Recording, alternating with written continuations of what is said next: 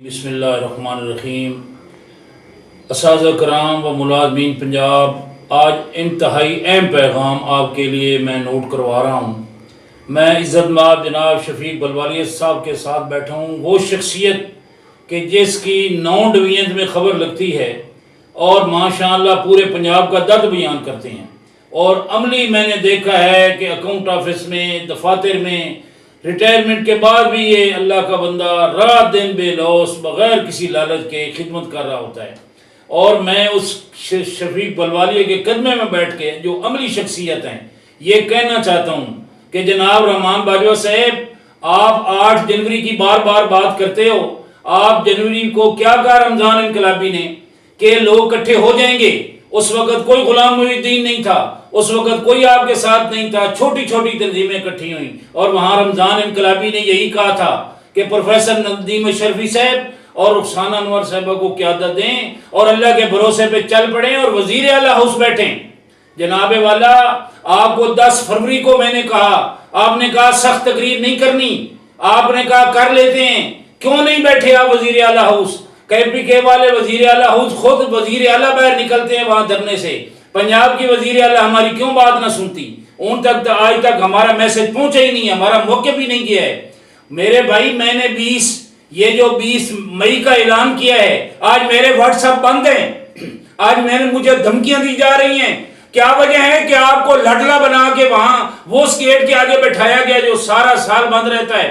जवाब दो रहमान बाजवा साहब, मुझे बताओ आप कि कौन सी आपकी ऐसी अमल था कि आप खौफजदा थे? आपने मेरी बहनों को, बेटियों को, टीचर्स को आपने रुला दिया। मुल्तान की तपती धूप में रोज़ों के साथ अपने बच्चे उठाए, वो ख्वातीन, उनको बेवकूफ़ बनाते रहे हो। और खुदा का खौफ करो, ये ना हो कि कब्र में भी तुम्हें जगह ना मिले।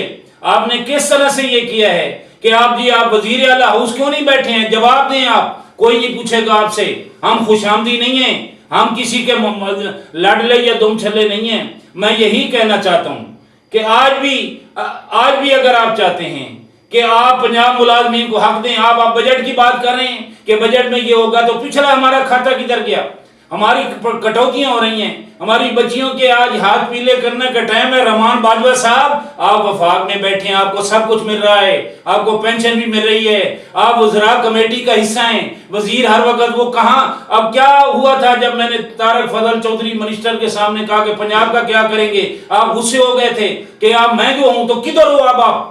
आज हमारे बच्चों की अब हक मारा जा रहा है, आज हमारी कटौतियां हो रही हैं, हमारे इदारे बिक रहे हैं और आप सुकून से बैठे हैं। मैं यही कहना चाहता हूं, यह शफीक बलवालिया साहब अमली शख्सियत जिसकी खिदमत का पूरा पंजाब इतराफ़ करता है, उनके कदमों में बैठ के मैं ये कह रहा हूं कि इंशाअल्लाह जहां इनकी ख्वाहिश भी है और इन्होंने मुझे कहा है कि काश के असाज़ा तंजीमें तमाम पंजाब की इकट्ठी हो जाएं, इनका दर्द है। मैं सब तंजीमों से कहूँगा, खुदा के लिए छोड़ो बाजवा को, एक असिस्टेंट क्लर्क को। आप जैसे 20 ग्रेड के कॉलेजेस के प्रोफेसर मौजूद हैं, स्कूलों के प्रोफेसर, हमारे टीचर्स मौजूद हैं, आए इकट्ठे होके हम छीन लेंगे इनसे ये शान बेनियाजी, फिर मांगते फिरेंगे अपने गुरूर हमसे। हमारे दर्द को सुनो, वरना याद रखो ये आप बाजवा साहब का खेल जारी है। ये पेंशनें भी खत्म होंगी, इदारे भी खत्म होंगे और आप ऐसे ही नारे मारते रहेंगे, जिंदाबाद और मुर्दाबाद। खुदा का खौफ है, आप अपने आप को संभालो। मैं अब शफीक बलवालिया साहब से रिक्वेस्ट करूंगा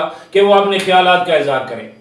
अस्सलाम वालेकुम वरहमतुल्लाहि वबरकातुहू। मुअज़्ज़ज़ असातिज़ा पंजाब और मुलाज़मीन, बात यह है कि अब फिर उसी डगर पे आ गए हैं कि भाई ज़िले पर जो है, ज़िला की सतह पर जो है वो स्ट्राइक किया जाए।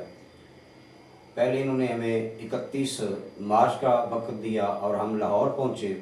3 दिन पहले हम वहाँ जाकर पहुँच गए, लेकिन ऐन उस दिन 31 तारीख से पहले, एक दिन पहले शाम को जनाब मैसेज आ गया कि भाई ये स्ट्राइक, ये एहतजाज जो है इसको मुखर कर दिया गया। तो लिहाजा इस तरह फिर असातिज़ा कराम में मायूसी पैदा होगी और अब फिर ज़िली सतह पे मुज़ाहरे करना, इसका कोई जवाज़ नहीं है। अगर मुतालबात तस्लीम कराने हैं तो हमारा ये मैसेज है कि असातिज़ा तंजीमें ही असातिज़ा के मसाइल हल करा सकती हैं। मेरी तमाम पंजाब की असातिज़ा तंजीमें के जितने भी कायदीन हैं उनसे दर्दमंदाना अपील है कि वो एक प्लेटफार्म पर मुतहद हो जाएं, इकट्ठे हो जाएं और अल्लाह का नाम लेकर असातिज़ा की इज़्ज़त और भरम और वक़ार भी गवर्नमेंट करती है, इसमें कोई दो राय नहीं है। तो आप लोग इकट्ठे होकर अपना पुलाया अमल तय करें और सिर्फ़ असातिज़ा तंजीमें जो हैं वो इकट्ठी होकर असातिज़ा काज के लिए अपनी जदोजहद शुरू कर दें तो अल्लाह ताला कामयाबी से हमकिनार फरमाएगा। अब आप बाकी जो मामलात हैं कि अब फिर डिवीज़न लेवल पर स्ट्राइक आ जाएगी, तो ये वक्त का ज़िया है और असातिज़ा गरीब मुलाजमीन की पॉकेट पर ये बोझ डालना उनके पैसों का ज़िया है, तवानाइयों का ज़िया है। ये बेमकसद किस्म की ये स्ट्राइक है, इसकी कोई रिज़ल्ट नहीं है। लिहाजा सब तंजीमें, सब कायदीन साथ जोड़ लें और ज़िंदगी में कभी ना कभी जो है हलीफ को और हरीफ को कंप्रोमाइज़ करना होता है अपने वो मकासद हासिल करने के लिए जो कि सब के मुश्तरका होते हैं, एक होते हैं।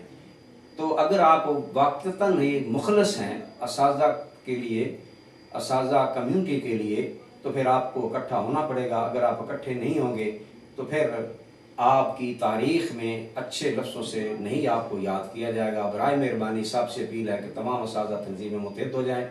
वस्सलाम।